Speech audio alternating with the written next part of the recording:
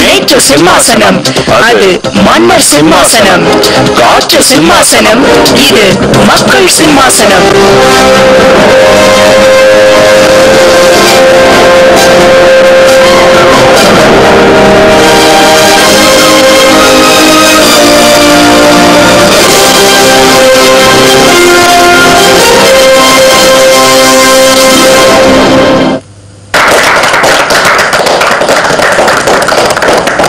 வணக்கம் நேயர்களே, இது காற்று சிம்மாசனம் நிகழ்ச்சி, கோயம்புத்தூர் தொலைக்காட்சி நிலைய தயாரிப்பு. காற்று சிம்மாசனம் இது மக்கள் சிம்மாசனம். கடந்த வாரம் நாம் கொங்கு தேசத்து பெண்களோடு 1 மணி நேரம் கிட்டத்தட்ட அவர்களுடைய கதைகளை எல்லாம் கேட்டோம், அவர்களுடைய மனக்குமுறல்களை எல்லாம் கேட்டோம். மீண்டும் அதே குழந்தைகளோடு இன்றைக்கு நாம் மீண்டும் அதே விருந்தினர்களோடு பாக்குமட்டை பாபு மற்றும் சக்திவேல் இவர்களோடு நாம் இருக்கிறோம். இன்றைக்கும் இந்த குழந்தைகள் என்ன சொல்கிறார்கள் என்று பார்க்கலாம். ரதி, முதல்ல சொல்லுங்களேன், உங்களோட கனவுன்னு நான் பெருசா சம்பாதிச்சு வாங்கணும்னு நினைச்சா ஒரு லிஸ்ட் வச்சிருப்பீங்கல்ல, விஷ் லிஸ்ட்னு சொல்லுவாங்க, அந்த மாதிரி என்ன வச்சிருக்கீங்க? கலகலகலன்னு சொல்லுங்க பார்க்கலாம். மேம் இப்போ வந்து நாங்கள் இப்போ அப்பா வந்து வீடே இல்லைங்க மேம், நாங்கள் கரண்ட்லேயே இல்லைங்க மேம், எப்பயுமே சாலை வீடு தான் மேம். எங்கள் வீட்டில் கரண்ட் எல்லாம் கிடையாதுங்க மேம். கரண்ட் கிடையாதுன்னா நைட்ல எல்லாம் என்ன பண்ணுவாங்க? படிக்கிறது எல்லாமே விளக்கு தான் மேம், விளக்க தான் மேம் வச்சு படிப்போம்.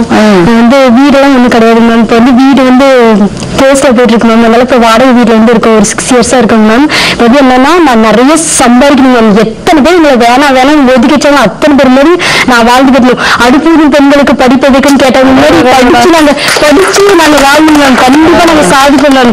சுடிதார் போட்டா எதுக்கு சுடிதார் போடுறோம் அப்படின்னு கேக்குறாங்க மேம். அவங்க பொண்ணுங்க அவங்க பேத்துக்கு மட்டும் பேண்ட் ஷேப்ல போடுறாங்க மேம். ஆனா நாங்க மட்டும் சுடிதார் போட்டா கூட எதுக்கு சுடிதார் போடுறா, கல்யாணம் பண்ணிட்டு போன்னு சொல்றாங்க. நாங்க எதுக்கு மேம் கல்யாணம் பண்ணிட்டு போனோம், அவங்க கிட்ட பணம் காசு இருக்கு, கல்யாணம் பண்ணிட்டு போறாங்க. நாங்க எங்க அப்பா அம்மா எங்களை கஷ்டப்பட்டு படிக்க, அந்த விளக்குன்னு எங்களை கஷ்டப்பட்டு படிக்க வச்சாங்க மேம். அவங்களுக்காக நான் வாழணும்னு நினைக்க மாட்டேங்க மேம். பசங்களா இருந்தா கல்யாணம், பசங்களா இருந்தா சம்பாதிப்பாங்க மேம். பொண்ணுங்க நாங்க என்ன பண்றது, அப்பா அம்மா எங்களை மட்டும் பெற்றுட்டாங்க, அதனால அவங்களுக்காகவே நாங்க வாழணும் மேம். அதனால தான் நிறைய சம்பாரிச்சு எங்க அப்பா அம்மாவுக்கு ஒரு நல்ல வீடு வாங்கி கொடுத்து அவங்களை அதுல உட்கார வச்சு அழகு பண்ணணும் மேம். என்ன ஜாலியா ஃபுல்லா உங்களுக்கு அழகு. ரவிங்கிற பேருக்கு ஏத்த மாதிரி அழகா இருக்கீங்க. போறதுக்கு பொண்ணுங்க மட்டும் பயப்படவே கூடாது. எவன் வந்தாலும் சரி, எவன் சீனாலும் சரி, அடுத்த செகண்ட் அவனை அடிச்சு போட்டு என்னன்னு கேட்டு சண்டை போட்டு அவங்கள்ட்ட இருந்து தப்பிக்கிறத பாக்கணும். அவனுக்கு பயந்துட்டு அவங்ககிட்ட அடங்கி இருக்க கூடாது மேம். பயந்து எல்லாமே அடிக்கணும், எல்லாம் அடிச்சிருக்காங்க மேம். தைரியமான பொண்ணுமா. இந்த கொங்கு தேசத்துல இருந்து ஒரு வீர குரலை கேட்கறது எனக்கு ரொம்ப சந்தோஷமா இருக்கு. ஒரு போலீஸ் ஆபீசர் ஆகக்கூடாது.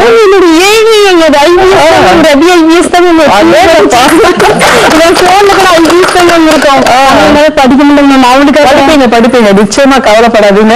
அந்த பாசிட்டிவ் வைப்ரேஷன் வச்சுக்கோங்க. அதனால படிக்க எல்லாரும் காலேஜ் போகும்போது எனக்கு எவ்வளவு ஆசையா இருக்குது.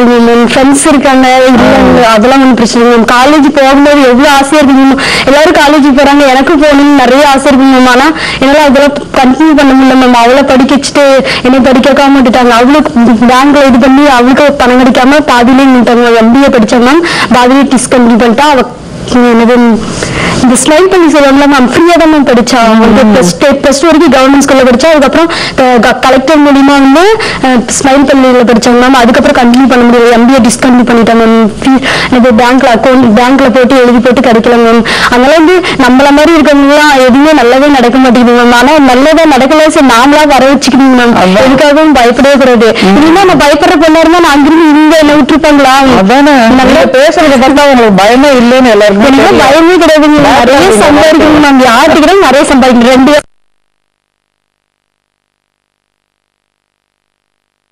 உங்களுக்கு 20 வேலை கிடைக்கும், கவலைப்படாதீங்க. வாழ்க்கை எல்லா வேலைக்குமே நிச்சயமா உங்களோட அந்த சுறுசுறுப்பு, அந்த தைரியம், அந்த வீரம் எல்லாமே. துணிக்கப்பேன் மேம். நானும் கட்டட வேலைக்கு போயிருக்கேன் மேம், காட்டு வேலைக்கு போயிருக்கேன், வெங்காயம் ஆயுதத்துக்கு, அப்புறமேட்டு எனக்கு நாத்து நடுறதுக்கு, எல்லா வேலைக்குமே போயிருக்கேன் மேம். எல்லா வேலையும் தெரியும், துணி தைக்க தெரியும், பியூட்டிஷியன், +2 படிச்சிருக்கேன், டீச்சர் வேலைக்கு போயிருக்கேன். எல்லா வேலையும் செஞ்சு என்ன மேம் பண்றது, ஜட்டி கம்பெனிக்கெல்லாம் போயிருக்கேன் மேம். ஜட்டி இது பண்ணாங்களா மேம், அதெல்லாம் பண்ணிருக்கேன் மேம். கிறிஸ்டல் கம்பெனில ஒர்க் பண்ணிருக்கேன். அப்புறமேட்டு எஸ்என்ஸ் போயிருப்பாங்க, நம்ம ஆப்பிள் டெஸ்ட் நம்ம அந்த கம்பெனிக்கு போயிருக்கேன், எல்லா வேலைக்குமே போயிருக்காங்க. என்ன வயசு? Ma'am 24 ma'am. 24 வயசுக்குள்ள 88 வேலை பண்ணிருக்கீங்களே. செல் ஷாப்ல ஒர்க் பண்ணிருக்காங்க. என்ன ஷாப்? செல் ஷாப்ல ma'am. Cellphone mobile shop ma'am. அதுல 2 இயர்ஸ் நிறைய வேலை எந்த வயசுல நீங்க இவ்வளவு பண்ணி முடிச்சிருக்கீங்க?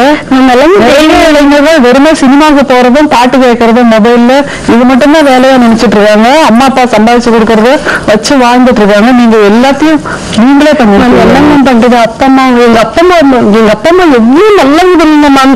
எங்க அப்பா அம்மா எப்படி மேம் அதே மாதிரி எங்க அப்பா அம்மா ரொம்ப நல்லவங்க மேம். யார் வீட்டுக்கு வந்தாலும் சரி வாங்க தான் பிள்ளை மாதிரி பசங்க வந்தா கூட அவங்க எங்க தம்பி இருந்து இறந்துட்டனால எல்லா பசங்களுமே தான் பசங்க நினைப்பாங்க. நானும் அண்ணன் தம்பி தான் நான் நினைப்பேன். ஆனா மத்தவங்க கண்ணுக்கு அப்படி தெரிய மாட்டேங்குது. வீட்டுக்கு யாராவது சின்ன பையன் வந்தா கூட அவனு தப்பா வச்சு பேசுற உலகம் மேம் இதெல்லாம். ஆனா அந்த மாதிரி யாருக்கும் நாங்களாம் பயப்பட்டு இருக்க மாட்டோம். எதுக்காக நம்ம பயப்படணும்? அவன் வந்தா நீ ஃப்ரெண்டுன்னு சொல்லி சொன்னா ஃப்ரெண்டு, அவன் தப்பா சொன்னா அவன் தப்பா சொன்னா ஆமா அப்படிதான் அப்படின்னு சொல்லிட்டு போயிட்டு நான் போயிட்டு போயிட்டே இருக்கலாம். ஆனா அங்க போயிட்டு வரைக்கும் நம்ம ஃப்ரெண்ட்ஸ்னா ஃப்ரெண்ட்ஸ் தான் மேம். யார் என்ன சொல்றாங்க ஃபீல் பண்ணிட்டு உட்காந்துட்டு கூடாது மேம். எல்லாத்தையும் எதிர்த்து நின்று போராடணும் மேம். அப்படிதான் நான் நினைச்சு உங்களுக்கு ஒரு பெரிய கிரீடம் காத்துட்டு இருக்கு. கவலைப்படாதீங்க ரவி IPS உங்களுக்கான கிரீடம் தயாரா இருக்கு. மேம் நான் ஸ்கூல் படிக்கும்போது போலீஸ் ஆகிறது ட்ரை பண்ணுங்க மேம். ஆனா நீ வெளியே இருக்காங்க நீங்க எங்க யாருமே கூட ஒரு குண்டா சர்டிஃபிகேட் ஆக மாட்டேன் அப்படின்னு சொல்லி ஆனா இருந்தாலும் அப்படிதானே ஃப்ரெண்ட்ஸ் எல்லாம் சொல்லி சொன்னாங்க. இருந்தாலும் நான் போடி நான் ஆகுவேன் அப்படின்னு சொல்லிட்டு வந்தாங்க. ஆனா ஆகுங்க கவலைப்படாதீங்க. நிச்சயமா உங்களை ஒரு போலீஸ் யூனிஃபார்ம்ல பார்த்தோம். ஸ்கூல் படிக்கும்போது ஒரு பென்சில் பத்தி இருந்து போச்சு இல்ல தொலைஞ்சிருச்சுன்னா வாங்குறது அம்மாட்டுக்கு அவசரத்துக்கு கேட்பேன். காலையில நான் கரெக்டா 8:30 தான் கேட்பேன். கொஞ்ச நேரம் திட்டுவாங்க. அப்பதான் கேட்பேன். கேட்டுட்டு குடும்ப மட்டும் சொல்லுவாங்க போயிடுவேன். மத்தியானம் வர வீட்டுக்கு அப்ப கொடுத்தாலும் கொடுப்பாங்க. இல்லைன்னா எங்கேயாச்சும் கீழே வந்து எடுத்துக்குவாங்க மேம். அதை பத்தி ஏதோ கொஞ்சம் ஹெல்ப் பண்ணுவேன் மேம். பென்சில் வாங்கி கொடுப்பா, ஜெராக்ஸ் வச்சு காசுல ஏற்ற கேப்ப எடுத்து கொடுப்பா. அப்ப இல்லாதப்பவே இந்த 8 கொடுத்துருவேன் மேம். அப்புறம் எனக்கும் கட்டட வேலை தெரியும் மேம். அப்புறம் மட்டை பின்ன தெரியும். அப்புறம் டெய்லரிங் படிச்சுட்டு இருக்கேன். அப்புறம் நிறைய தெரியும் மேம். நான் எங்க மாஃப் கம்பெனி கூட போயிட்டு இருந்தேன் மேம். என்ன கம்பெனி? மாஃப் கம்பெனி, வீடு துடைக்கிற மாஃப். அந்த கம்பெனிக்கு போயிட்டு இருந்தேன். அதுல என்ன வேலை? அது மாஃப் செய்யணும் மேம். அந்த பிளாஸ்டிக் அந்த நூல் அட்டாச் பண்ணணும். அப்புறம் தலைமைச்சலை போயிருக்காங்க மேம். நிறைய பக்கம் வேலைக்கு போயிருக்காங்க மேம். அப்புறம் தலைமைச்சலாம் என்ன கூலி தருவாங்க? கூலி கம்மிதான் மேம். அன்னைக்கு ஆனா இப்போ 9வது படிக்கும்போது லீவ்ல போயிருந்தேன். அப்ப ஒரு நாளைக்கு 60 ரூபா கொடுக்கலாம்.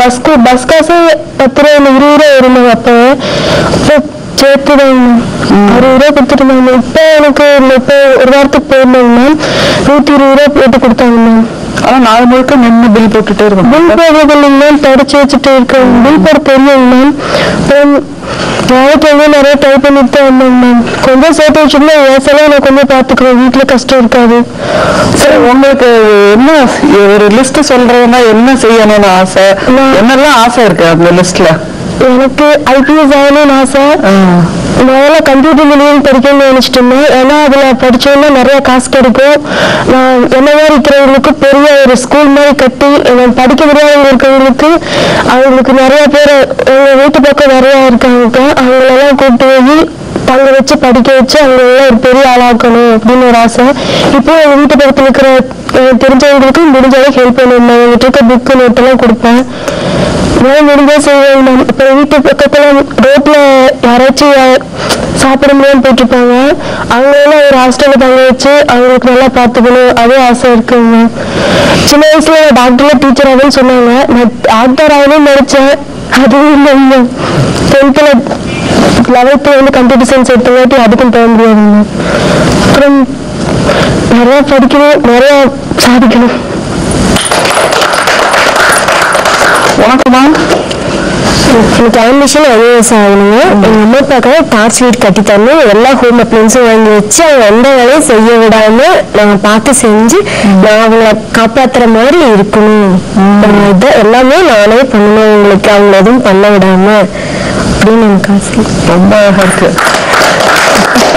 உனக்குமா? ரொம்ப ரொம்ப ஆசை என்னன்னா, எனக்கு வந்து தம்பி ஒருத்தர் இருக்கான். அவனுக்கு வந்து நார்மல் மைண்ட் இந்த மாதிரி கிடையாது. அந்த மாதிரி கஷ்டம் அவங்களெல்லாம் எடுத்து ஒரு நல்ல பிஸ்னஸ் பண்ணி அவங்களுக்கு ஒரு ஸ்கூல் கட்டணும். அந்த மாதிரி நிறைய பேர்த்த எனக்கு பார்த்துக்கணும். அவங்க லாங்குவேஜ் எல்லாம் கற்றுக்கணும் அப்படின்னு எனக்கு ரொம்ப ரொம்ப ஆசை. பட் வந்து இது அப்பா இருந்தாங்கன்னா கண்டிப்பா இதை நான் பண்ணியிருப்பேன். ஆனா அப்பா வந்து இப்படி இருந்ததுனால என்னால பண்ண முடியாம போயிடுச்சு. ஒரு நல்ல பிசினஸ் இல்லைன்னா எனக்கு வந்து ரொம்ப மீடியாவில் போகணும்னு ஆசை. இந்த மாதிரி சீரியல்ஸ் அந்த மாதிரிலாம் ஆக்ட் பண்ணணும்னு ரொம்ப ஆசை. அந்த மாதிரி போய் என்னால் முடிஞ்ச அளவுக்கு அமௌண்ட் எல்லாம் ஏற்றி வச்சு இந்த மாதிரி ஒரு ஸ்கூல் கட்டணும்னு ரொம்ப ரொம்ப ரொம்ப ஆசை. இது உங்களுக்கு? எனக்கு வந்துட்டு அப்பா இருக்கும்போது அம்மா ரொம்ப அழகா இருப்பாங்க. மீன்ஸ் அங்க பக்கத்துல இருக்கவங்களாம் அம்மாவை புஷ்புன்னு இருப்பாங்க, அந்த மாதிரி இருப்பாங்க. நல்ல மேக்கப் போட்டு நல்லா பிரைட்டா. இப்ப அப்பா அதுக்கப்புறம் கொஞ்சம் கஷ்டப்பட்டு ரொம்ப டல் ஆயிட்டாங்க. அம்மாக்கு என்ன ஆசைன்னா இந்த ஊர்ல இருந்து படிக்க கூடாது நிறைய பேர் எங்களுக்கு ரிலேட்டிவ்ஸ் அப்போஸ் பண்ணாங்க. பட் அதையும் தாண்டி அம்மா வந்து ரொம்ப இதெல்லாம் இப்ப நிறைய கஷ்டப்பட்டு தான் படிக்க வச்சேன். அம்மாக்கு என்னன்னா எல்லாரும் இருக்கும்போது நம்மளும் வந்து அவங்களுக்கு முன்னாடி ஒரு சொந்த வீடு கட்டி நம்ம இங்க இருக்கணும் அப்படின்ற ஒரு ஆசை. அப்ப எங்க அம்மாவை கொஞ்சம் நகையெல்லாம் நிறைய போட்டு பாக்கணும். அம்மாவுக்கு நகை போட்டு பார்க்க ஆசை. பொண்ணு ரொம்ப அழகா இருக்கு. கனவு கிடைக்கும். உங்களுக்கு மேலத்தா வாடகை வீட்டுல இருந்து யாராலையும் சமாளிக்க முடியாது. நாங்க எல்லாருமே வாடகை ஜாஸ்தியா நாங்க போகும்போது ஃபர்ஸ்ட் 800 இருந்துச்சு மேம். இப்போ 2700 ஆக்கிட்டாங்க. ஒவ்வொருத்தரும் வர வர அப்படியே வாடகை ஜாஸ்தியாக்கி போறாங்க. அதனால எல்லாருடைய பொதுவான ஆசையுமே வந்து சொந்த வீட்டுல வாழணும் அப்படின்றதாங்க. அதே மாதிரி எங்க அப்பா அம்மாவுக்கு வந்து நிலம் வாங்கி வீடு கட்டி அவங்க நல்லபடியா பாத்துக்கணும். என் தம்பி வந்து பாத்துட்டு படிக்க முடியாம போயிடுச்சு. நான் படிக்கிறத பார்த்தா அவனுக்கு ஆசையா இருக்கு. அவனையும் நான் எனக்கு மேல படிக்க வைக்கணும்னு ஆசைப்படுறேன். என்னோட பெரிய ஆசை. வீடு வாங்கினா அவன் தம்பியை படிக்க வைக்கணும். உனக்குமா? எனக்கு அம்மாவுக்காக அந்த வீடு கட்டி தரணும். அவங்க விளையாட்ட ஒரு விஷயம் சொன்னாங்க ஒரு நாள், நீ படிச்சு வேலைக்கு போயிட்டா, நான் விஷுவல் கம்யூனிகேஷன் படிச்சனால என்னோட எய்ம் அதான் மீடியாக்குள்ள போகணும், மீடியால நல்லா வரணும் அப்படின்னு விளையாட்ட சொன்னாங்க. சப்போஸ் நீ மீடியால போய் பெரிய ஆள் ஆயிட்டீங்கன்னா எனக்கு இந்த 10 விரலையும் 10 மோதிரம் வைரமா போடணும்.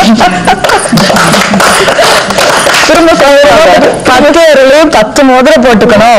பொண்ணு வாங்கி கொடுத்தாங்க எல்லாத்துக்கும் சொல்லணும். பெரிய பெரிய அடி போட்டுருவாங்க. குஷ்பு வந்து ஆக்டர் குஷ்பு வந்து இங்க ஒரு பதக்கம் வச்சு பெருசா ஒரு மாலை போட்டிருப்பாங்க. அதே மாதிரி நான் வாங்கி போடணும் அப்படின்னு சொன்னாங்க. நிறைவேற்றி வைக்கணும் அப்படிங்கிறது அவங்களோட கனவு. அந்த வீடு கட்டணும். அது வந்து விளையாட்டா சொன்ன விஷயம், எதிர்பார்த்து அவங்க சொல்லல.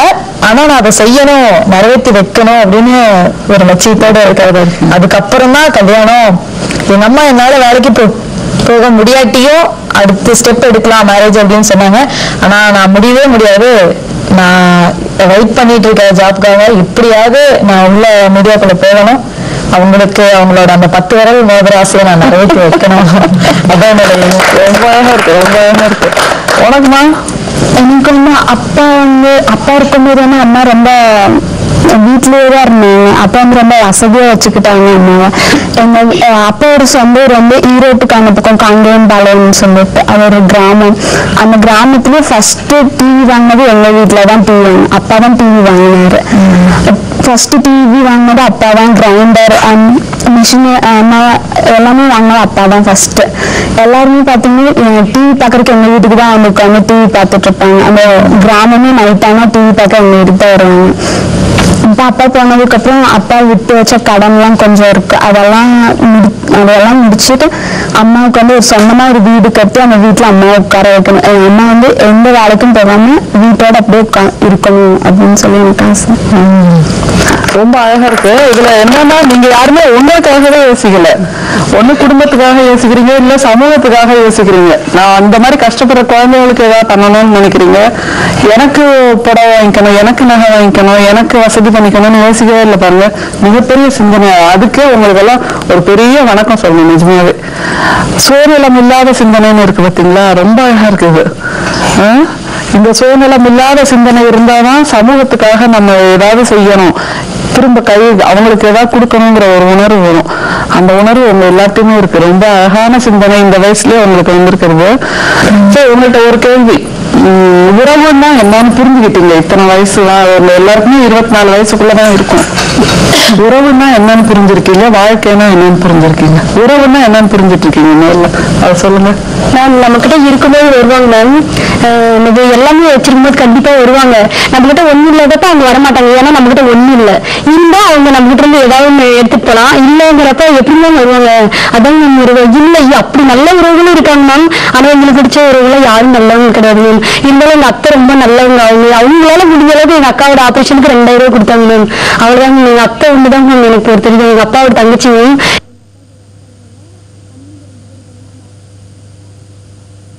எங்க அம்மா வசதியா வாழ்ந்தவங்க. பிறந்ததுல எங்க அம்மா கழுத்துல ஒரு குண்டு சிகரத்தை பார்த்தது கிடையாது மேம். இது ஒண்ணுதான் நம்ம என்கிட்ட தங்கம். எங்க அம்மா முக்களுக்கு இது ஒண்ணுதான் மேம் தங்கம்.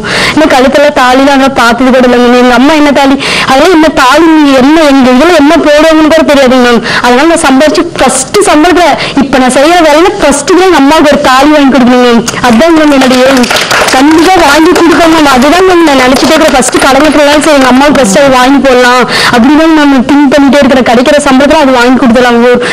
கால் பவுன் இருந்தாலும் சரி அதை வாங்கி கொடுத்துலாம். 4000 ரூபாய் 4000 கூட தர மாட்டாங்க. 3700 ரூபாய் தருவாங்க. அதுலயே ஏதோ ஒன்று செஞ்சு போடலாம். ரொம்ப நம்ம 1500 மேம். அது வந்துச்சு சின்ன வயசுல ஃப்ரெண்டு மேம். அவன் வந்து தன்னை பர்த்டேக்கு கிஃப்ட் பண்ண அவ்வளவுதான் மேம் தந்தோம். ஒண்ணுமே கிடையாது. அவனுக்கு கல்யாணம் பண்ணும்போது ஒண்ணுமே போடல மேம். ஏன்னா 50 செலவு வச்சுலங்க மேம். அண்ணன் கல்யாணம் பண்ணும்போது சொல்லிதான் அவள் கல்யாணம் அனுப்பி விட்டாங்க. அதனால அவனுக்கும் எதுவுமே பண்ணல. 31 தான் மேம் அவனுக்கு. அதனால வந்து எங்க அம்மாவுக்கு அந்த மாதிரி செஞ்சு பண்ணுவீங்க. உறவுகளே யாரும் வர மாட்டாங்க மேம். நாமளே நம்ம ஃபேமிலி பார்த்துக்கணும். நீ சொல்லுமா உறவுன்னா என்னன்னு உறவுன்னா நம்ம வீட்டுல இருக்கவங்க மட்டும் அம்மா அப்பா தம்பி அக்கா இவங்க எல்லாம் மட்டுமே நமக்கு எப்போ உண்மையா இருப்பாங்க மேம். மற்றபடி வெளியே இருக்கவங்க யாரும் ஹெல்ப் பண்ண மாட்டாங்க. எல்லாரும் அவங்கவுங்க சுயநலத்தை மட்டும்தான் நம்ம எதிர்பார்த்து நம்ம கிட்ட பழகுவாங்க. உனக்குன்னு எல்லாத்துக்கும் அதே பிரச்சனைதான். எனக்கும் அதே பிரச்சனைதான். இருக்கும்போது வருவாங்க, இல்லாத போது வரமாட்டாங்க. எங்க நம்மளை தேடி வந்துருவாங்களோ நம்மளை விட்டு ரொம்ப தூரம் ஒதுங்கி இருப்பாங்க. அதனாலயே ஆனாலும் நமக்குன்னு ஒரு சுயமரியாதையோட முன்னாடி பேசுறாங்களோ பின்னாடி பேசுறாங்களோ தனக்கு என்ன வாழ்க்கை இருக்கோ அதை வாழணும். அதை அவங்க முன்னாடி செழிப்பா வாழ்ந்து காட்டிட்டு போகணும்ன்ற ஒரு லட்சியத்தோட இருக்கணும். இதுதான் நான் தெரிஞ்சுக்கிட்டேன். எங்களோட உறவுகள் அப்படிதான். எங்களை எவ்வளவு கஷ்டப்படுத்துறாங்களோ அவங்க முன்னாடி நாங்க இது எங்க பொண்ணுன்னு அவங்க வாயாலேயே சொல்ல வைக்கணும். அந்த அளவுக்கு நான் வாழ்ந்து காட்டணும் அப்படின்னு. நீ சொல்லுமா? எனக்கு வந்து எங்க அப்பா கூட பிறந்தவங்க வந்து எங்களுக்கு யாருமே ஹெல்ப் பண்ணல. அவங்க வந்து எங்ககிட்ட இருந்துதான் பிடுங்க பார்த்தாங்க. அப்பாவோட ஒவ்வொன்றும் எங்ககிட்ட இருந்து பிடுங்க தான் பார்த்தாங்க. எங்களுக்கு ஹெல்ப் பண்ணல. அதனால எனக்கு அப்பா வீட்டு சைடு யாருமே பிடிக்காது. அம்மா வீட்டு சைடுல ஃபுல் சப்போர்ட் பண்ணாங்க. எங்க அம்மாவுக்கு எதுவும் தெரியாதுன்னு சொல்லிட்டு அம்மா கூட பிறந்தவங்க எல்லாம் ரொம்ப சப்போர்ட் பண்ணி இப்ப வரைக்கும் ஹெல்ப் பண்ணிட்டு இருக்காங்க. எங்களுக்கு படிப்பு செலவு எல்லாம் அவங்க தான் பாத்துக்கிட்டாங்க. எனக்கு எங்க அம்மா வீட்டு சைடுல இருக்க எல்லாரையும் ரொம்ப பிடிக்கும். அவங்க எல்லாத்தையும் நல்லா வச்சுப்பேன். நல்லா வச்சுப்பீங்க. நீ சொல்லு. இதுல எங்க அக்கா தான் ஃபர்ஸ்ட் கிராஜுவேட். அவங்க படிக்கும்போது எதுக்கு இப்போ உங்க பிள்ளை படிக்க வைக்கிறீங்க, நீங்க இருக்கிற சூழ்நிலைக்கு படிக்க வைக்கணுமா, கல்யாணம் பண்ணுவீங்க அப்படின்னு சொந்தக்கார எல்லாருமே சொன்னது. ஆனா நாங்களாதான் அப்படி இருக்கக்கூடாது, நாங்களும் படிச்சு சாதிச்சு காட்டுவோம், கல்யாணம் இப்பவே பண்ணிட்டு போயிட்டோம் அப்படின்னு சொல்லி ஒரு கல்யாணம் இப்போதைக்கு வேண்டாம் அப்படின்னு ஒரு குறிக்கோளோட நாங்க குடும்பத்தை காப்பாற்றணும் அதுதான் முக்கிய இதா வச்சு 2 பேருமே படிக்கலாம் ஆர்வம் காட்டிட்டு இருக்கோம். சொந்தக்காரன் என்னை பொறுத்த வரைக்கும் வேஸ்ட் தாங்க. சொந்தக்காரங்க வேஸ்ட் தான். அவங்களுக்கு அதைத்தான் அவங்க சொல்றாங்க. நம்மளுக்காக எதுனாலும் எதுவும் கண்டுக்க போறது கிடையாது. நம்மளே ஒரு ஹெல்ப்னு போய் கேட்டாலும் அவங்க அதையே கேர் பண்ணிக்க மாட்டாங்க. அதனால சொந்தக்காரன் அவ்வளோக்க விரும்ப மாட்டாங்க. நீமா உறவுகள் வந்து வெறும் இப்போ சுத்தி இருக்கவங்க நல்லதே நினைக்கலாம், நம்மளை பத்தி கெட்டதே நினைக்கலாம். அதனால அவங்கள பத்தி கேர் பண்ணிக்காம முடிஞ்ச அளவுக்கு நல்ல ஃப்ரெண்ட்ஸ் தேடிக்கணும். உறவுகள் வந்து ஒரு கல்யாணம்னா போய் நெய் வைக்கிறது அது மட்டுமே உறவுகளுக்கு. அதாவது பணம் கொஞ்சம் ஹெல்ப் பண்ணுவாங்கிறது வந்து இப்போதைக்கு இந்த ஜென்ரேஷன் இல்லை. ஆனா முதல்ல இருந்திருக்கு. கல்யாணம்னா போய் அவங்க நெய் வைக்கிறது, இவங்க மாத்தி நெய் வைக்கிறது, அது வந்து ஒரு பண ஹெல்ப் மாதிரி தான். அது அந்த விஷயத்துல என்ன பாராட்ட மிச்ச விஷயத்துல மிச்ச விஷயத்துல பக்கத்துல வேணாப்பா உறவு வேண்டாம். உனக்குமா? உறவுகள் கண்டிப்பா இருக்காங்க. அது வந்து உறவுன்னா என்னன்னு புரிஞ்சு வச்சிருக்கா. இது அவங்க வந்து என்ன சந்தோஷமாலும் சரி கஷ்டமாலும் அவங்க கண்டிப்பா இருப்பாங்க. எனக்கு தெரிஞ்ச முடிய உறவுகள் வந்து இருக்கு அப்படின்னு நான் புரிஞ்சுக்கிட்டாங்க. ஒரு சின்ன எக்ஸாம்பிள் என்னன்னா எங்க அப்பா இருந்தப்பாங்க. யாருன்னே எங்களுக்கு தெரியாது. எங்களோட சொந்தக்காரங்க. ஆனா அங்க வந்து எங்களுக்கு அவ்வளோ 2 lakhs அதை வந்து அவங்க கொடுக்கணும்னு அவசியமே கிடையாது. அது உறவு இருக்கிறதுனால எங்களுக்கு கொடுத்தாங்க. அதே மாதிரிதான் வந்து என்ன சொல்றது, வீட்டுல இடமே இல்லை. அந்த மாதிரி எங்க அப்பா அவ்வளோ அவங்க ஃப்ரெண்ட்ஷிப் வச்சிருந்தாரு. அது ஒரு நல்ல உறவு தானே. கண்டிப்பா உறவு இருக்கு. அது வந்து ஒவ்வொருத்தவங்களுக்கு வேணா அமையாம போகலாம். ஆனா எங்களுக்கு கண்டிப்பா அமைஞ்சு சொந்தத்திலயும் சரி ஃப்ரெண்ட்ஷிப்லயும் சரி ரொம்ப நல்லதா அமைஞ்சா இருக்கு. உங்களுக்குமா? அது ரிலேஷன்ஷிப் டிபெண்ட்ஸ் ஆன் பீப்புள், அவங்க எப்படி பிஹேவ் பண்றாங்க. இப்போ இங்க இருக்கிறவங்க பொறுத்த அளவுக்கு இப்போ இன்க்ளூடிங் அதை வந்து என்னன்னா கஷ்டப்படும் போது ஹெல்ப் பண்ண மாட்டாங்க. பட் நான் வந்து என்னோட லைஃப்ல பார்த்து அமேஸ் பண்ண ஒரு ரிலேஷன்ஷிப்ஸ் மீன்ஸ் என்னோட பர்சனல் லைஃப்ல இல்ல, என் ஃப்ரெண்ட் அவங்க கூட அங்கதான் உட்காந்துருக்கா. ஆக்சுவலி அவங்களுக்கு வந்துட்டு அப்பா அண்ட் அவங்க தம்பி அவங்க தங்கச்சி இருக்காங்க. தட் மீன்ஸ் அவளுக்கு அப்பா அவங்க பாத்தீங்கன்னா அவங்க அப்பா சின்ன வயசுல இருந்துட்டாங்க. அவங்களுக்கு சொந்த வீடு கட்டி கொடுத்து எவ்ரி மந்த் அவங்களுக்கு ஆகிற செலவு, கடையில இருந்து அதாவது மளிகை ஜாமான் எல்லாமே இன்க்ளூடிங் அவங்க குழந்தைங்களோட படிப்பு செலவு எவ்ரிதிங் இவங்க அப்பாவும் என் சித்தப்பாவும் பார்த்திருக்காங்க. அந்த மாதிரி உறவுகளும் இருக்காங்க. நம்ம பார்த்து ரொம்ப சர்ப்ரைஸ் ஆயிருந்தோம். இந்த காலத்துல யாரும் செய்ய மாட்டாங்க. Most of 99%. ஸோ 1% பாத்தீங்கன்னா டிபெண்ட்ஸ் அப்பான் தி பீப்பிள். இப்ப அவங்க அப்பா இருக்காங்க, அவங்க சித்தப்பா இருக்காங்க. எனக்கு பார்த்து அவ்வளவு ஆச்சரியம். இப்ப நம்ம அந்த மாதிரி ஒரு நிலைமையில இருக்கும். மாமா இருக்காங்க, பெரியமா இருக்காங்க, வந்து பார்க்க மாட்டாங்க.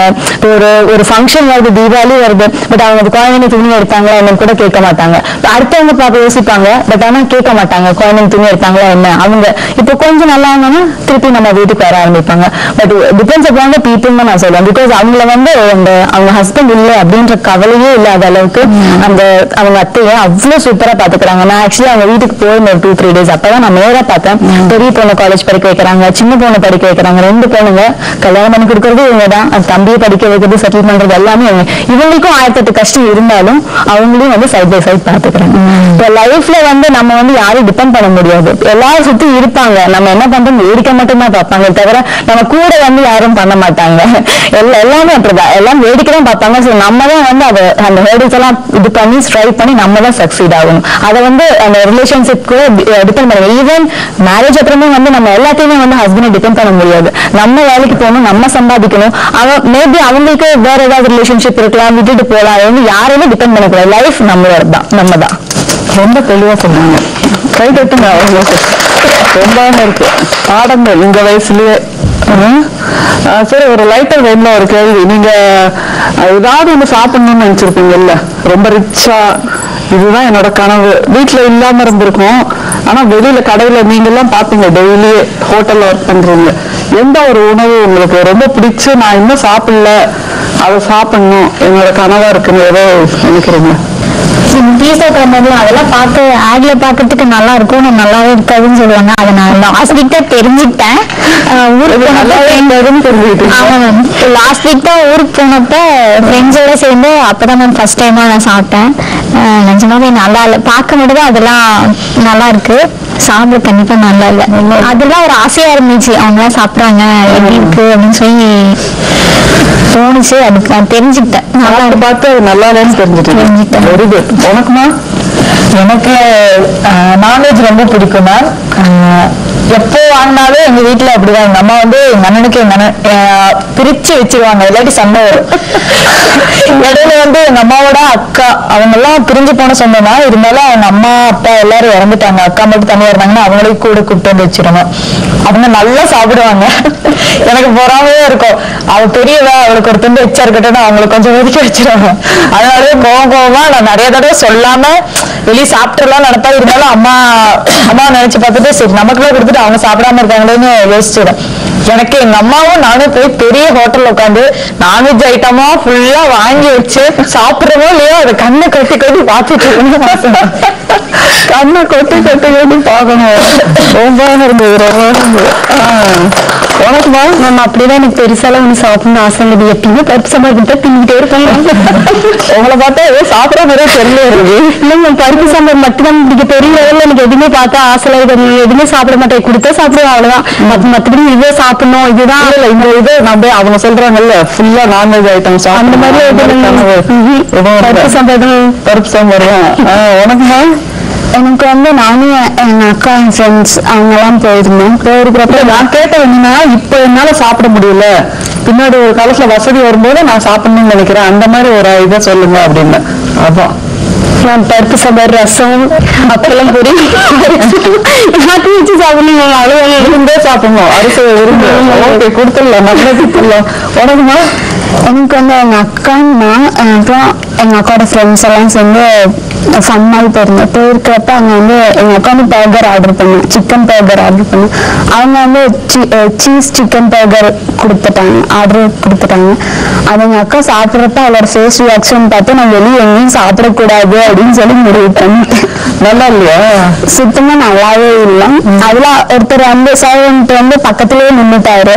அதை வைக்கவும் முடியாம சாப்பிடவே முடியாம ரொம்ப திக்கி திணறி அதை சாப்பிட்டு வந்தான். அதை பார்த்ததுக்கப்புறம் எனக்கு பீஸா அது எதுவுமே சாப்பிடக்கூடாது அப்படின்னு சொல்லி முடிவு பண்ணி வீட்டுல உள்ள சாப்பாடுதான் வீட்டுல தான். உங்களுக்குங்க பக்கத்து பிரியாணி சாப்பிடுறது ஆசைங்க. இல்ல வீட்டுல சாப்பிடல, கண்டிப்பா நான் வேலைக்கு போய் சம்பாரிச்சு நான் வாங்கி சாப்பிடுவேன். ரொம்ப அழகா இருக்கு நீங்க சொல்றது. உனக்குமா? எனக்கு ஸ்ட்ராபெரி இடத்துல இருந்து பொள்ளாச்சி போகும்போது பார்த்துருக்கேன். அது வாங்கி சாப்பிடணும் ஆசை. அம்மா வைக்கிற கொள்ளு ரசம் எனக்கு ரொம்ப பிடிக்கும். இல்ல வெளியில நான் சொல்றது, வெளியில சம்பாதிச்சு இந்த காஸ்ட்லியான இந்த ஐட்டம் நான் சாப்பிட்டு பார்க்கணும் அப்படிங்கிற மாதிரி.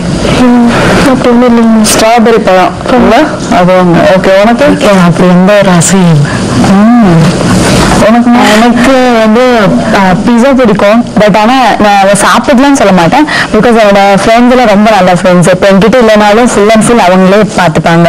என்கிட்ட எதுவும் எக்ஸ்பெக்ட் பண்ண மாட்டாங்க. பிகாஸ் எனக்கு அந்த மாதிரி ஒரு குட் ஃப்ரெண்ட்ஸ் கிடைச்சாங்க. ஸோ அவங்க கூட வெளில போகும்போது நான் தான் பண்ணணும். இல்லைனாலுமே வந்து ஒரு எப்படி அம்மா கூட எப்படி போறோம், இல்லை தம்பி தங்கச்சி கூட எப்படி போறோமோ அந்த மாதிரி போய்க்கலாம். ஸோ அந்த மாதிரி பெரிய ஆசை இல்லை. பட் ஆனா வந்து ஒரு பெரிய ஹோட்டல்ல ஃபேமிலியோட போய் காசு இருக்கான்னு செக் பண்ணாம சாப்பிடுங்க. எது ஆர்டர் பண்ணாலும் ஐயோ பில் ரொம்ப ஜாஸ்தியா பார்க்காம எவ்வளவு இருக்குன்னு பார்க்காம ரொம்ப கியூட்டா இருக்குன்னு சொல்லுவாங்கல்ல, அந்த மாதிரி இருக்கு. இன்னொரு கேள்வி, இன்னொரு கனவு வச்சிருப்பீங்கல்ல, என்னோட மிகப்பெரிய பட்ஜெட்டா நான் இதை வாங்கணும் அப்படின்ட்டு. பெருசானதுக்கு அப்புறம் நிறைய செலவு பண்ணி இதை வாங்கணும். அது ஒரு ஜுவல்லா இருக்கலாம், இல்ல நகையா இருக்கலாம், இல்ல புடவையா இருக்கலாம். எது அது மாதிரி உங்களுக்கு தோணுது? ரவி, நீங்க சொல்லுங்க. நிறைய செய்யணும். எங்க அம்மாவுக்கு மட்டும்தான் செய்யணும். எங்க அப்பாவுக்கு வெளியில இடுப்புக்கு அருமை கயிறு எடுத்து போடணும், வெளியில போடணும், அவ்வளவுதான். வெளியில போனா ஒரு ஃபங்க்ஷன் போனா அம்மா வந்து மத்தவங்களை பார்த்து ஃபீல் பண்ணக்கூடாது. மத்தவங்க எங்க அம்மா தரகுறவா பார்க்கவும் கூடாது யாரும். அதனால அம்மாவுக்கு மட்டும் எல்லாமே செய்யணும். அப்புறம் சிஸ்டருக்கு மேம் அவளுக்கு மட்டும் கடைசி வரைக்கும் சாவ வரைக்கும் அவளுக்கு மட்டும் செய்யணும் மேம். அவள் எவ்வளவு கஷ்டப்பட்டா தெரியுமா மேம்? அதுக்கெல்லாம் பலனா நான் இருக்கணும் மேம். அவள் கஷ்டத்தெல்லாம் நான் பார்க்கணும் மேம். அதனால அவளுக்கு நான் கல்யாணம் அவளை கைவிட மாட்டேன் மேம். கடைசி வரைக்கும் ஒரு தாய் மாமலா இருந்து ஒரு பையன் செய்யறத பொண்ணு நான் செய்யணும்னு நினைக்கிறேன் மேம். அதனால அவளுக்கு எல்லாமே சொல்லுங்க. எனக்கு வந்து அம்மா வந்து அப்பப்ப ஆசைப்பட்டு கேட்பாங்க, எனக்கு அந்த மாதிரி ஒரு சாரி எடுத்து கொடு, அந்த மாதிரி ஒரு சின்ன கம்மல் வாங்கி கொடு அப்படின்னு சொல்லி. அப்ப அவங்க கேட்கிறப்ப என்னால அப்பா செய்ய முடியாது. பின்னாடி வந்து நான் அவங்க என்ன கேட்டாலும் அப்பவே வாங்கி தர மாதிரி அவங்க வச்சு பார்ப்பேன். நிச்சயமா. உனக்கு?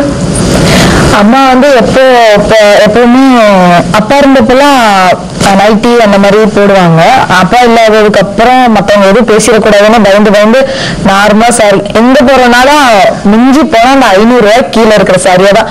நானும் சென்னை சில்க்ஸ் கூட்டிட்டு போய் நிறைய காஸ்ட்லியா சேலை கட்டுவேன். விலையை பார்த்துட்டு வச்சுட்டு வந்துருவாங்க. நான் 2 நிமிஷம் வாங்கி கொடுத்து கடைசியா திருப்பி அந்த சேலை என்கிட்டயே வந்துடும். இது காஸ்ட்லியா இருக்கு, ஜமிக்கையெல்லாம் வச்சிருக்கு, நீயே கட்டிக்கோ அப்படின்னு அந்த மாதிரியே தான் பண்ணுவாங்க. நான் காசு சேர்த்து வச்சு அம்மா வாங்கி கொடுத்தாலும் அப்படியே வருவேன்.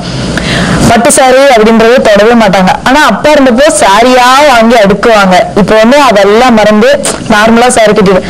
எனக்கு வந்து ரொம்ப காஸ்ட்லியா 50,000 ரூபாய்க்கு மேல ஒரு சாரி வாங்கி எங்க அம்மாவை கட்டி வெளியே கூட்டிட்டு போனேன்னு ஆசை. 50,000 ரூபாய்க்கு. உனக்கு? எங்க வீட்டுல சாரி தான் மேக் பண்றோம். எங்க வீட்டுல அப்பா அவ்வளவு கஷ்டப்பட்டு சாரி தான், எவ்வளவு காஸ்ட்லியான சாரி, அவ்வளவு ரிச்சா நல்ல கலர்ஃபுல்லா நிறைய சாரீஸ் எல்லாம் மேக் பண்ணிருக்காங்க. அப்பா 8 வயசுல இருந்து அப்பா தரீங்கிறாரு. அவ்வளவு அழகா சாரீஸ் எல்லாம் இருக்கும். நாங்க அது சும்மா கண்ணில் மட்டும் தான் பார்க்க முடியும். அதுக்கு டிசைனிங் எல்லாமே பண்ணிருக்கேன். நான் ஸ்டோன் ஒர்க் பண்றது அது எல்லாமே நானே ஓனா பண்ணிருக்கேன். அது நாங்க கண்ணில் மட்டும் தான் பார்த்துக்க முடியுமே தவிர இப்ப டேமேஜ் சாரீஸ் எல்லாம் இருக்கும். அதுக்கு வந்து காசு கம்மியா கொடுப்பாங்க. அது வேணா அம்மா வாங்கியிருக்காங்க. ஆனா அவ்வளவு காசு கொடுத்து அது நம்மளால வாங்க முடியலன்னு நிறைய வாட்டி ஃபீல் பண்ணியிருக்காங்க. நீ சம்பாரிச்சு எனக்கு அந்த மாதிரி வாங்கிட்டா அப்ப வேணா நான் கட்டிக்கிறேன் அப்படின்னு சொல்லுவாங்க. அந்த மாதிரி எங்க அம்மாக்கு நான் வாங்கி கொடுக்கணும். அது எங்க அப்பா நான் இந்த சாரியாவே பார்த்து நான் வாங்கி தரணும். அப்பா நான் இந்த சாரியை வாங்கி அம்மா கொடுக்கணும். Very good. உங்களுக்கு? எனக்கு வந்து அம்மா வந்து அதே அப்பாட்ட அதை சொந்த வீடு ட்ரெஸ் அதெல்லாம். பட் எங்க அம்மாவுக்கு ரொம்ப ஆசை ஒரு தடவை ஃபிளைட்ல போயிட்டாங்க. அட்லீஸ்ட் இங்கிருந்து சென்னைக்கால் ஃபிளைட்ல போயிட்டாங்க. Very good very good. உனக்குமா? என்னோட ஆசை என்னன்னா ஒரு ஒரு கார் வாங்கி நான் என் தம்பி எங்க அம்மா 3 பேர் போய் அந்த கார்ல இருந்து அதாவது என்ன சொல்றது இறக்கி விடுறது கூட வந்து ஒருத்தர் சர்வெண்ட் வச்சுக்கணும். சர்வெண்ட் வச்சுட்டு அப்புறம் உள்ள ஏதாவது ஒரு மால் அந்த மாதிரி போய் அங்க இருக்க எல்லா கடையிலும் ஒவ்வொரு ஏதாவது ஒன்னாவது வாங்கணும் அப்படின்னு ரொம்ப ஆசை. இது நல்லா இருக்கு.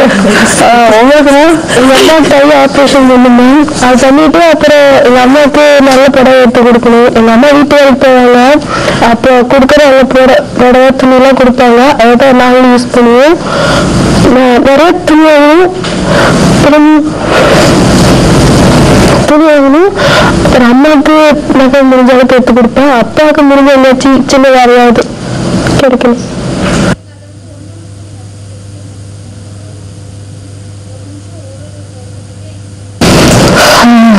உங்க கை காணுங்க. கட்டிட வேலைக்கு போய் மண் சுமந்து ஹார்டா இருக்குமா? இதுக்கு கொப்பளம் வந்துருமா? கொப்பளம் வந்துருமா? ஆமா இருச்சு, காய்ச்சி போயிருக்கு. என்ன செங்கல் எடுத்து என்னது இதெல்லாம்?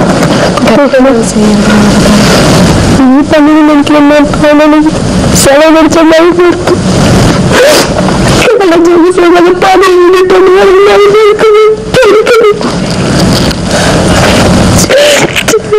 படிக்கணும், நல்ல வேலைக்கு போகணும், கை விடுங்க.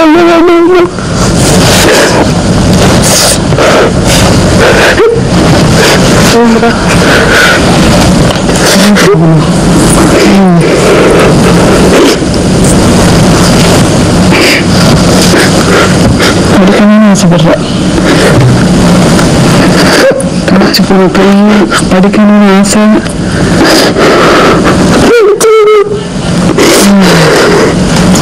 ஸ்போர்ட்ஸ் கூட சரி எப்ப போட தலைக்கால் போட்டுன்னு சொல்லி பிள்ளாட்டி ஆடி முடிச்சு போய் இப்ப கண்ணு கழிச்சு ஸ்போர்ட்ஸ் கோட்டால சேரலாங்க. ட்ரை பண்ணிட்டு இருக்காங்க. கிடைக்குமா? கவலைப்படாது. எனக்கு எனக்கு எங்க அம்மாவுக்கு ஒரு தாலிக்கொடி தங்கத்துல வாங்கி போகணும்னு ரொம்ப ஆசை. நாங்க வாய் விட்டு கேட்டா அது ஒரு கேட்டாங்க. அதனால நான் சம்பாரிச்சு என் காசுல அவங்களுக்கு ஒரு தாலிக்கொடி தங்கத்துல வாங்கி போடணும்.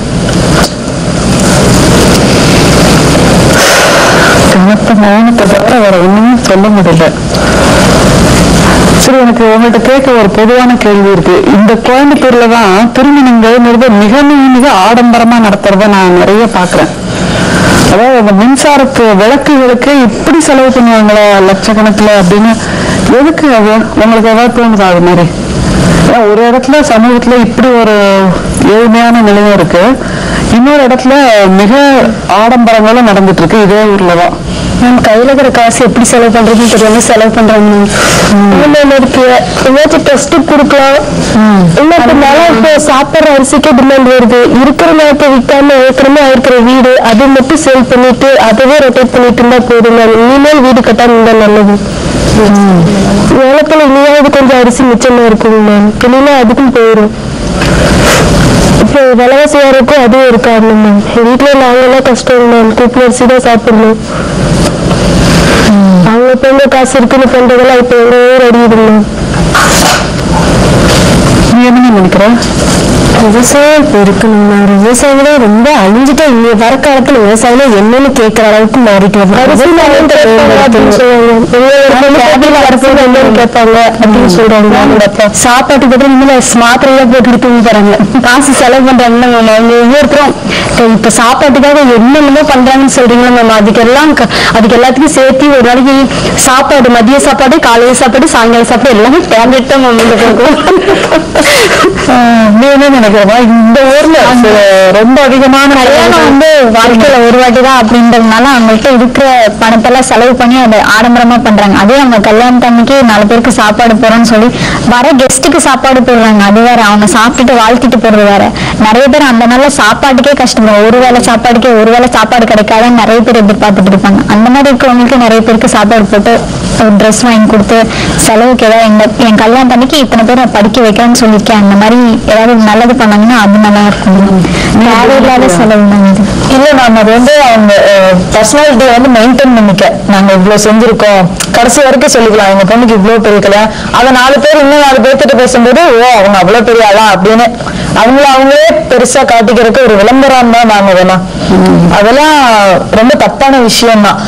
அதுவும் இல்லாம இப்போ அந்த காலகட்டத்துல இருந்த கல்யாணம் அதெல்லாம் சடங்குகளும் சொல்லிட்டு அதெல்லாம் ஒரு தெய்வீகமா பார்ப்பாங்க. இப்போ வந்து நிறைய மாறி சிஸ்டம் வந்துருச்சு. போய் நின்று உனக்கு என்ன சாப்பாடு வேணும் அதை பரிமாற கூட ஆள் இல்ல. நிறைய பேர் வந்து அந்த காலத்து ஆளுங்க இல்ல கிராமத்துல இருக்கிறவங்க எல்லாம் அந்த இலையில போய் சொந்தக்காரங்க சிரிச்சுட்டு சாப்பிடுறது அது மட்டும்தான் நிறைவான சாப்பாடா இருக்கும்னு நினைப்பாங்க. இப்ப போய் பஃபேல போட்டு சாப்பிடுறதா பேருக்கு கூட நிறைய பேர் யோசிக்கிறாங்க. அதை போய் நம்ம நின்று போய் பிச்சைக்காரங்க மாதிரி கையை தட்டில இருந்துட்டு போய் சாப்பிடுறதுக்கு நம்ம சாப்பிடாமே வந்துடலாம். நம்ம வீட்டுல நம்ம தோசை சுட்டு சாப்பிடுறது நேரில் வச்சுட்டு வந்துடுறாங்க. நிறைய இடத்துல அந்த மாதிரிதான் நம்ம இருக்கு. இப்போ அதெல்லாம் வீணான ஆடம்பர செலவு. அது அந்த நிமிஷத்தோட அந்த காசு முடிஞ்சு போச்சு. அதுக்கப்புறம் யோசிச்சு வரப்போறதுல அதே விஷயத்த கோயில்ல வச்சு தாலி கட்டி 4 பேருக்கு உட்கார்ந்து இருக்க 4 பிச்சைக்காரங்களுக்கு சாப்பாடு போட்டா 4 நாளைக்கு அவங்க பேசிட்டு இருப்பாங்க நாங்க சாம்பார் சாப்பிட்டோட சாப்பாடு சாப்பிட்டோம் அப்படின்னு. நீ சொல்லு. ஃபர்ஸ்ட் மாதிரி இப்போ வந்து கல்யாணம் வந்து அவ்வளோக்கு நடக்கிறது இல்லை. சாங்கியம் சம்பிரதாயம் அதெல்லாம் போய் இப்போ கொண்டு போய் ஏதோ ஒரு சர்வீஸ் இருக்கு அதுக்கிட்ட அப்புறச்சிட்டு ரிலேஷன்ஸே பார்த்தோம்னா கெஸ்ட் மாதிரி உட்கார்ந்து பார்த்துட்டு இருக்காங்க. அவங்க எல்லாம் ஓடி ஆடி அது இதுன்னு பண்ணிட்டு இருப்பாங்க. ரிலேஷன்ஸ் அம்மா அப்பா எல்லாரும் உட்கார்ந்து பார்த்துட்டு எழுந்திரிச்சு அவங்க கெஸ்ட் மாதிரி அங்கேயும் போயிட்டு வந்துட்டு இருப்பாங்க. அந்த மாதிரி இல்லாம வர கெஸ்ட்டை வந்து நம்ம வீட்டு கல்யாணத்துக்கு தான் வராங்க. நம்ம நின்று ரிசீவ் பண்ணி ஃபர்ஸ்ட் மாதிரி சாங்கம் சம்பிரதாயம் அதெல்லாம் வச்சு பண்ணணும். இதெல்லாம் தேவையில்லாத செலவு. நீங்க எப்படி நினைக்கிறீங்களா? அது வந்துட்டு ஒரு பர்சன் சொசைட்டில என்னென்ன ஸ்டேட்டஸ்ல இருக்காங்க அதை டிபெண்ட் பண்ணி இருக்கிறது. இப்போ நம்ம சொசைட்டில பாத்தீங்கன்னா ஒரு நல்ல ரிச் பர்சனா இருந்தாங்கன்னா கம்மி செலவு கல்யாணம் பண்ணாங்கன்னா அவன் என்ன பணக்காரனா இருந்தா இப்பதான் செலவு பண்றான் ரொம்ப பிச்சைக்காரனா இருப்பான் போல கம்பி பிசினாரி அந்த மாதிரிலாம் சொல்ல ஆரம்பிச்சிடும். ஸோ இது வந்துட்டு நம்ம வந்து சொசைட்டிக்கு தான் டீச் பண்ணணும். ஸோ இவங்க இந்த பண்ணி இதே வந்து ஒரு ஹெல்ப் பண்றதோ நீடி பீப்புள்ஸ்க்கு ஹெல்ப் பண்றதோ இல்ல அவங்க வேஸ்ட் ஆகிற ஃபுட்டையே வந்து அந்த ரோட்ல இருக்க அந்த பெக்கர்ஸ்க்கு இவங்களுக்கு எல்லாம் கொடுத்தாலுமே வந்து அது கண்டிப்பா யூஸ்ஃபுல்லா இருக்கும். பட் ஆனா அதை பண்ண மாட்டாங்க. நம்ம வேஸ்ட் ஆன ட்ரைனேஜ்லயும் அதுலயும் தான் போடுவாங்க. நீ என்ன நினைக்கிறீங்க? அந்த மேரேஜ் வந்து அவங்களோட கனவா இருக்கலாம். அவங்க பொண்ணுக்கு வந்து இப்படி பண்ணி வைக்கணும் அந்த மாதிரி கனவுக்காக அப்படி பண்ணலாம். இல்ல முன்னாடி எல்லாம் பாத்தீங்கன்னா அவங்க ரொம்ப புவரா இருந்திருப்பாங்க. அப்ப வந்து ரிச்சா இருப்பாங்க. சோ அப்ப அவங்கள கேவலமா பேசியிருப்பாங்க. அவங்களுக்காக ஒரு பாடமா இருக்கட்டும் அப்படி பண்ணிருக்கலாம். இந்த மாதிரி பண்றவங்களும் இருக்காங்க. இல்ல அவங்க சொசைட்டில வந்து அவங்களை பெரிய அளவு காட்டிக்கிறதுக்காக பண்றவங்களும் இருக்காங்க. நீ என்ன நினைக்கிறேன்? கல்யாணத்துக்கு ஆடம்பர செலவு பண்றதுன்னா அவங்க இருக்காங்க பண்ணுவாங்க இல்லாதவங்க சிம்பிளா பண்ணிக்குவாங்க. நிறைய பேருக்கு ஹெல்ப் பண்ற விதமா பண்ணா நல்லா இருக்கும். ஆனா நீங்க சொல்றீங்கல்ல இந்த திருமணங்களை பண்ணிக்கிறது உங்களை மாதிரி யங்ஸ்டர்ஸ் தானே. அவங்களும் அந்த மாதிரி மாற்று சிந்தனை இல்லாம இந்த ஆடம்பரங்களுக்கு ஒத்துக்கிட்டு தானே பண்ணிட்டு இருக்காங்க. சோ இந்த சிந்தனையோட மாற்றம் வர வேண்டியது உங்களை மாதிரியான இளைஞர்கள்ட்ட இருந்துதான் நினைக்கிறேன். இல்ல அது குறிப்பா இந்த ஊர் கொங்கு சமூகத்துல இது அதிகமா இருக்குங்கிறதுனால நான் இந்த கேள்வி உங்கள்கிட்ட கேட்டேன். திரும்ப நம்ம முக்கிய விருந்தினர்களை கூப்பிடலாமா? அவங்க என்ன நினைக்கிறாங்க பாக்கலாம். வாங்க.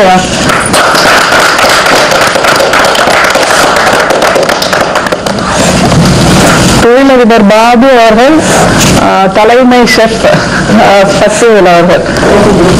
ஐயா 2 பேருமே பார்த்துட்டு இருந்தீங்க. திரும்பவும் இவங்களோட மாற்று சிந்தனைகள்லாம் என்னன்னு நம்ம பார்த்தோம்ல. இப்போ நீங்க எப்படி அவங்க உற்சாகமான இளைஞர்களா நம்ம சமூகத்துக்கு வழிகாட்டக்கூடிய இளைஞர்களா இருக்காங்கன்னு நினைக்கிறீங்கல்ல? கண்டிப்பாங்க. இப்போ நான் பார்த்ததுக்கு அப்புறம் இவங்க என்ன, அதாவது சமூக அக்கறையுள்ள ஆசைகள் இவங்களுக்கு இருக்கு. அப்ப என்னன்னா சமூக அக்கறையுள்ள ஆசைகள் வந்து ஆசைகள் மட்டுமல்ல, இதுதான் லட்சியம். அப்ப லட்சியம் தான் ஜெயிக்குமே ஒழிய ஆசைகள் ஜெயிக்காது. என்னன்னா பாத்துட்டீங்கன்னா வளர்ச்சி அப்படிங்கிற ஒரு விஷயத்த நீங்க எப்படி புரிஞ்சுக்கணும்னு கேட்டா என்னுடைய கருத்தை நான் சொல்றேன். அம்மனியாபளைய சொல்லுச்சு, அதாவது என்னுடைய கை காப்பு காய்ச்சி போச்சு அப்படின்னு. இந்த கையில காப்பு காய்ச்சி இருக்கிறது வந்து அது உனக்கு பெருமையா இருக்குது, உன்னுடைய ஹெல்த் நல்லா இருக்குது. Health is wealth. அப்படி சொன்ன மாதிரி பஸ்ல வந்துக்கன்னு யாரோ கையை பிடிச்சான் இழிச்சான் பிடிச்சான் பக்கத்துல வந்து நின்னா உங்ககிட்ட அந்த வேலை நடக்காது. ஏன்னு கேட்டா புள்ளியர் நோங்கி ஒண்ணு அப்படி வச்சுக்க திருவிருந்து சுத்திட்டு கீழே வந்துடும். அந்த பலம் உங்ககிட்ட இருக்கல, அதை நினைச்சு பெரிய போடு. அதை பாசிட்டிவ் எடுத்துக்க, ஜெயிக்கலாம் தாராளமா. இல்லையா? அதனால நம்ம என்னன்னா இப்ப போயிட்டு இருக்கிற பாதை இதுக்கு அடுத்த கட்டத்துக்கு நீங்க போகணும் அப்படின்னா இந்த வழிகளை நீங்க தாங்கித்தான் ஆகணும். அதனால இது நீங்க கவலையா எடுத்துக்கணுங்கிற அவசியமே கிடையாது. நம்மளுக்கு நான் ஆரம்பத்திலேயே சொன்ன மாதிரி இது நம்மளுக்கு பரிட்சை நடந்துட்டு இருக்குதுல, இது நான் பாஸ் பண்ணுவேன் அப்படிங்கிறது நீங்க தைரியமா போங்க, நிச்சயமா ஜெயிச்சிருவீங்க. ஒண்ணு. ரெண்டாவது எல்லாருமே நம்பிக்கை விட்டுலாம் எல்லாம் பண்ணிட்டு போயிட்டு இருக்கலாம். இப்போ அரசாங்கத்துல என்ன நடக்குதுன்னு கேட்டீங்கன்னா, அரசாங்கத்துல நிறைய திட்டங்கள் இருக்குது, அரசாங்கத்துல நிதியுதவிகள் கிடைக்குது, வங்கிகள்ல நிதியுதவிகள் கிடைக்குது. நீங்க என்ன பண்ணணும் அப்படிங்கறத பத்தி கிளியர் விஷன், தெளிவான பார்வையோட போங்க. உங்களுக்கு எது பிடிச்சதோ அது செய்யறதுக்கான கடன் திட்டங்களை பெறுவதற்கு நீங்க தெளிவா போனீங்கன்னா தான் வங்கிகள் கடன் கொடுக்க தயாரா இருக்குது இன்னைக்கு. அதனால அரசாங்க நிதியுதவிகளை பத்தியும் தெரிஞ்சுக்கணும், அரசாங்க திட்டங்களை பத்தி எல்லாருக்கும் தெரிஞ்சுக்கணும். நிறைய பேர் தெரிஞ்சுக்கிறது வெப்சைட் வந்துருச்சு, பேப்பர்ல வருது, நியூஸ் வருது. நிறைய பேர் இன்னைக்கு அரசாங்கம் உதவி செய்யறதுக்கு காத்திருக்குது. தயவு செய்து அதையும் புரிஞ்சுக்கணும். நீங்க எல்லாம் நிறைய பேர் பேங்க்குக்கு போனா லோன் கொடுக்கறது இல்ல, அரசாங்கத்துக்கிட்ட போனா வேலை நடக்கிறது இல்லைங்கிறதெல்லாம் என்னைய பொறுத்தளவு அதெல்லாம் உண்மை கிடையாது. சரியான நபர்களை சரியான திட்டங்களுக்காக அணுகுனீங்கன்னா, அப்ரோச் பண்ணீங்கன்னா கண்டிப்பா உங்களுடைய நீங்க என்ன நினைக்கிறீங்களோ, அரசாங்கம் நம்மளுக்காக தன்மை இருக்குது, அதை நம்ம புரிஞ்சுக்கணும். இந்த நேரத்துல எனக்கு உங்கள்கிட்ட ஒரு கேள்வி. சொல்லுங்க. சுய உதவி குழு நிறைய வச்சு நீங்க நடத்திட்டு இருக்கீங்க, இந்த குழந்தைகளுக்கு ஏதாவது செய்யலாமா? கண்டிப்பா பண்ணலாங்க மேடம். இப்ப நாங்களும் கைவினை பொருட்களுக்கான பயிற்சி எல்லாம் கொடுத்துட்டு இருக்கிறோம். அரசாங்க நிதியுதவிகள் எப்படி வாங்குறது, அரசாங்கத்திலிருந்து மானியம் எப்படி கிடைக்கும் அப்படிங்கறத பத்தி எல்லாம் நாங்க தெளிவா சொல்றோம்.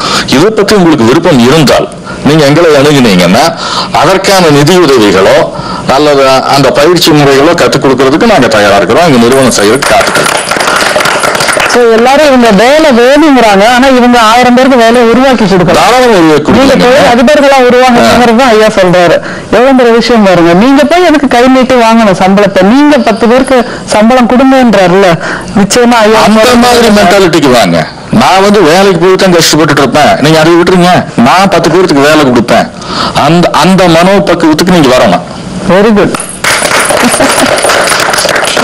ஐயா நீங்க இந்த சமையல் மூலமா இவங்க ஒரு தொழிலதிபர் ஆகிறதுக்கு உங்களால என்ன உதவி செய்ய முடியும்? உங்களுக்கு ஆக்சுவலி கேட்டரிங் டெக்னாலஜின்னு ஒரு இது இருக்குது. நீங்க பிஎஸ்சி பிகாம் இதெல்லாம் படிக்கிறதுக்கு கேட்டரிங் டெக்னாலஜி குறைந்த இதுதான், குறைந்த பண வசதி தான் இருக்குது. அதில் நீங்க அந்த இது எடுத்துட்டீங்கன்னாக்கா உங்களுக்கு கைத்தொழில் உங்களுக்கு பின்னால் ஃபியூச்சர் இருக்கு. யாரையும் நம்ப வேண்டாம். நம்ம சொன்ன மாதிரி எந்த ஹஸ்பண்டோ நம்ப வேண்டாம். உங்களுக்கு நீங்க தனியா கேட்டரிங்ஸ் நடத்தலாம். இன்னைக்கு ஒரு ஜனம் வயிறு இருக்க வரைக்கும் சாப்பாடு முக்கியம். அது எங்க இருந்தாலும் சரி, இந்த சின்ன ஹோட்டலா இருக்கட்டும் பெரிய ஹோட்டலா இருக்கட்டும், அது அந்தந்த வசதிக்கு தகுந்த மாதிரி தான். இப்போ நீங்க சொல்ற மாதிரி 5 ஸ்டார் ஹோட்டலுக்கு போறாங்கன்னாக்கா அவங்க வசதிக்கு போறாங்க, சின்ன ஹோட்டலுக்கு போனா மிடில் கிளாஸ் போறாங்க, இன்னும் சின்னது அதுக்கு கீழே போறாங்க. அந்த மாதிரி நீங்க இந்த மாதிரி ஒரு கேட்டரிங் டெக்னாலஜி நீங்க எடுத்துட்டீங்கன்னாக்கா இன்னைக்கு கப்பல்ல போகலாம். கப்பல் 5 ஸ்டார் மாதிரி 2000 பேர் இருக்கிற இடத்துல கப்பல்ல போகலாம். அதாவது வெளியூர் அப்ராட் அந்த மாதிரி துபாய் ஃபாரின் அந்த மாதிரி போய்க்கலாம். ஆனா நீங்க கஷ்டப்பட்டுப்பீங்க, ஆனா ஹார்ட் ஒர்க். கேட்டரிங் டெக்னாலஜிங்கிறது சமையல் கத்துக்கிற வரைக்கும் தான். நம்ம சொன்னாங்க சித்தாள் பண்ணும்போது கை கொப்ப வச்சிருந்தேன். கேட்டரிங் பண்ணும்போது இருக்குது, கடை சூடும் ஆயில் சூடும் எல்லாம் இருக்குது. அதெல்லாம் மீறி தான் நாங்களும் இந்த மாதிரி மேலே வர வாழ்க்கையில வெற்றி பெறுவோம். அதனால இந்த வலும்புகள்லாம் தழும்புகள்லாம் நம்ம வாழ்க்கையில வெற்றியின் அறிகுறி தான் இதெல்லாம். நீங்க வருத்தப்பட்டுக்கோங்க. அதெல்லாம் சொல்லுங்களா. நீங்க இந்த கேட்டரிங் டெக்னாலஜின்னு எடுத்துட்டீங்கன்னா சிம்பிளா ஒவ்வொருக்கும் ஒரு தொழில் இருக்கு. சமையல் தொழில் நீங்க என்ன வேணாலும் பண்ணலாம். அதனால நீங்க அந்த மாதிரி கேட்டரிங் டெக்னாலஜி எடுத்தீங்கன்னா ஈஸியா போகணும். நீங்க இவ்வளவு வேணும், 50,000 பணம் கொடுக்கணும், 1 லட்ச ரூபாய் பணம் கொடுக்கணும், அந்த மாதிரி தேவையில்லை. நீங்க சில +2 முடிச்சாவே போதும். நீங்க 1 இயர் கோர்ஸ் படிக்கலாம், கிராஃப்ட் கோர்ஸ் படிக்கலாம், 6 months 3 years டிப்ளமோ படிக்கலாம். உங்களுக்கு வசதிக்கு தகுந்த மாதிரி படிக்கலாம். 6 months கோர்ஸ் பேக்கரி எடுக்கலாம். சிறு தொழில் பள்ளி பேக்கரி எடுத்து உங்க பேர் என்ன பேக்கரி கூட போட்டுக்கலாம். யாருக்கும் பயப்பட வேண்டியதில்லை. இப்ப என்ன பொறுத்தவரை சக்தி போட்டு சக்தி கேட்டரஸ் போடலாம், சக்தி பவன் போடலாம். அந்த மாதிரி இப்ப எனக்கு ஒரு பேச்சு, எனக்கு நம்பிக்கை இருக்குது. எனக்கு நானும் இந்த மாதிரி தான் கஷ்டப்பட்டு தான் வந்தேன். சரி, எல்லாருமே தொழில் அதிபர்களா பின்னாடி வருவாங்க, நம்பிக்கை தைரியமா இருக்கலாம். ஐயா நீங்க இப்ப நம்ம பேசினாங்கல்ல, இத்தனை தொழில்கள் இத்தனை குழந்தைகள் பேசினாங்க. அதுல மிகச்சிறப்பா பேசின 2 பேருக்கு நம்மளோட விளம்பரதாரர் கொடுக்கின்ற ஒரு பரிசை கொடுக்கணும். அது யாருன்னு நீங்களே முடிவு பண்ணிக்கணும். கைத்தட்டுங்க. ரதி IPS.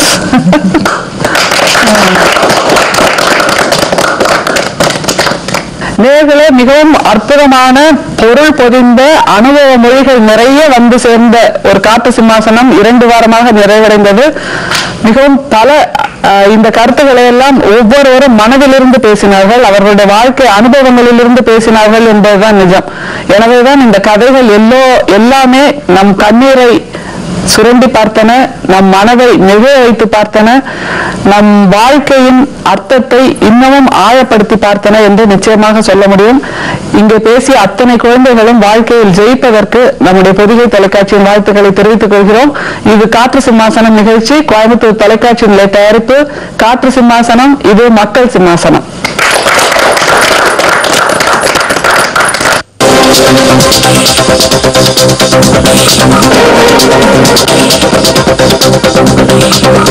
நேற்று சிம்மாசனம், அது மன்னர் சிம்மாசனம். காற்று சிம்மாசனம், இது மக்கள் சிம்மாசனம்.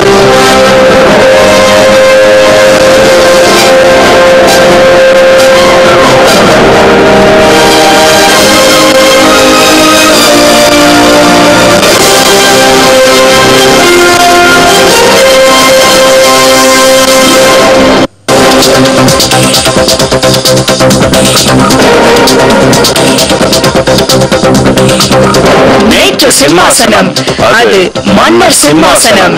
காற்று சிம்மாசனம், இது மக்கள் சிம்மாசனம்.